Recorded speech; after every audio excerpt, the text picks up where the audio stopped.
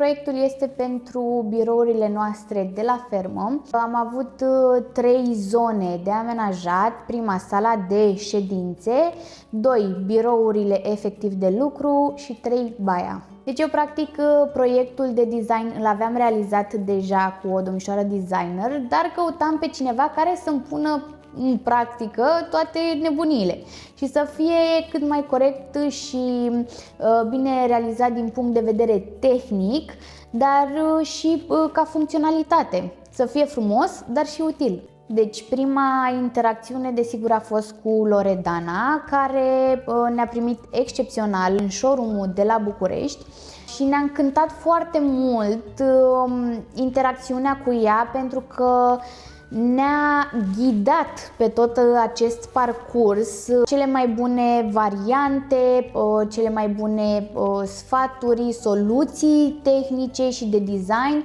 pentru a pune în aplicare tot ce ne-am dorit, și faptul că este foarte răbdătoare și foarte atenție la detalii, lucrul ăsta face diferența.